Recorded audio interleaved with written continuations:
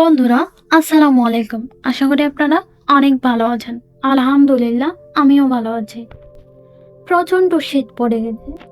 ময়না আজকে স্কুলে যেতে চাচ্ছে না। জোর করে স্কুলে যাওয়ার পরে কি এমন হলো যা দেখে সবাই অবাক হয়ে গেছে। তো চলো বন্ধুরা, আজকের গল্প শুরু করা যাক। আমার সব রান্না বান্না হয়ে গেছে। এবার ময়নাকে ডেকে তুলি, ওই স্কুলে যাবে। আজকে সকাল থেকে বেশি ঠান্ডা লাগতেছে। এই গায়ের চাদরও আমার শীত আটকাইতে পারছে না। ময়না, ময়না, মা ঘুম থেকে উঠে পড়ো, অনেকক্ষণ আগে সকাল হয়ে গেছে। ফ্রেশ হয়ে আসো, একদম স্কুল ড্রেস পরে আসবা। আমি খাবার দাবার সব রেডি করতেছি।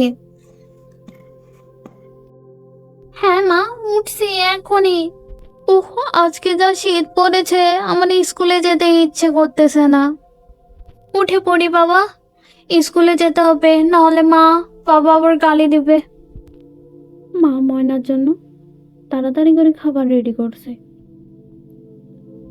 এদিকে ময়নাও স্কুল ড্রেস পরে একদম রেডি, ব্যাগ গোছাচ্ছে স্কুল যাওয়ার জন্য। ময়না, ময়না, মা তাড়াতাড়ি করে চলে আয়, স্কুল যেতে তোমার তো দেরি হয়ে যাবে। তাড়াতাড়ি চলে এসো মা, আমি তোমার জন্য খাবার রেডি করছি। হ্যাঁ মা, এক্ষুনি যাচ্ছি। ব্যাগটা রেডি করে। আমি রেডি, ব্যাগ রেডি, এখন শুধু খেয়েই বের হয়ে পড়বো। আজকে কার শীত পড়েছে না, প্রচন্ড শীত পড়েছে আজ। মা তাড়াতাড়ি আসো, আমি একদম রেডি। আমাকে খাওয়াই দাও। হ্যাঁ মা গয়না, এখনই যাচ্ছে, তোমাকে খাওয়াই দিচ্ছি। মা সুন্দরভাবে ময়নাকে খাওয়াচ্ছে। খাওয়া শেষে ময়না তাড়াতাড়ি করে স্কুল বেরোচ্ছে আর মাকে বলে যাচ্ছে, আজকে স্কুল যেতে অনেক দেরি হয়ে গেছে, যাই বেরিয়ে পড়ি তাড়াতাড়ি করে। মা, বাবা, আমি স্কুলে গেলাম, আসসালামু আলাইকুম। এই বলে ময়না তাড়াতাড়ি করে বের হলো। মা বলে উঠলো, ভালোভাবে যাইও, রাস্তা দেখে শুনে পার হইও। আচ্ছা মা, তুমি কোনো চিন্তা করিও না। স্কুল ছুটি হওয়ার পর ময়না অনেকক্ষণ ধরে রাস্তায় দাঁড়িয়ে আছে। না কোনো লোকজন দেখতে পাচ্ছে, না কোনো ভ্যান। এতটাই শীত পড়েছে। মাঝে মধ্যে আবার হাতে গোনা কয়েকজনকে দেখতে পাচ্ছে রাস্তা দিয়ে চলাফেরা করছে।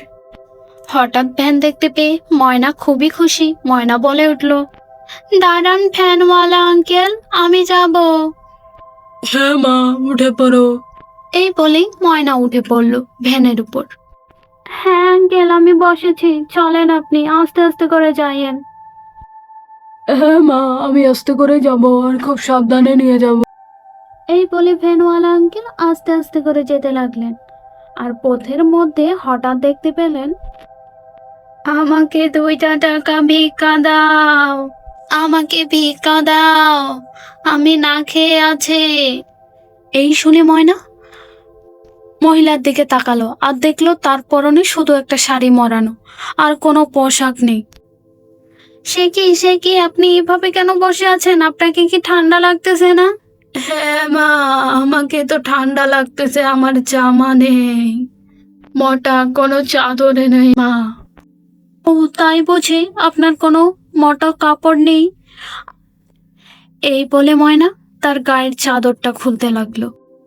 এই নিন আমার চাদরটা, এটা নিলে আপনার অনেকটা গরম লাগবে। এই শুনে ভিখারিনী অনেক খুশি আর চাদরটা হাতে নিল আর গায়ে পড়তে লাগলো। আল্লাহ তোমার অনেক ভালো করবে মা, আমার অনেকটা শীত কমে গেছে এই চাদর পরে। এই দেখে ভ্যানওয়ালা আঙ্কেল অবাক দৃষ্টিতে ময়নার দিকে তাকিয়ে রইল। আঙ্কেল চলেন তাড়াতাড়ি করে বাসায়। হ্যাঁ মা, উঠে পড়ো তুমি তাড়াতাড়ি। ভ্যানওয়ালা আঙ্কেল গোটা রাস্তা ময়নার প্রশংসা করতে করতে আসলো আর বলল, তুমি ওই বৃদ্ধা মহিলাকে সাহায্য করে খুব ভালো করেছো। সাহায্য তো আমি করিনি, এটা সৃষ্টিকর্তার পক্ষ থেকে সাহায্য, আমি তো শুধু মাধ্যম মাত্র।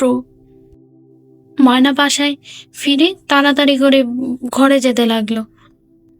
মা খেয়াল করতে লাগলো ময়নার গায়ে চাদর নেই কেন।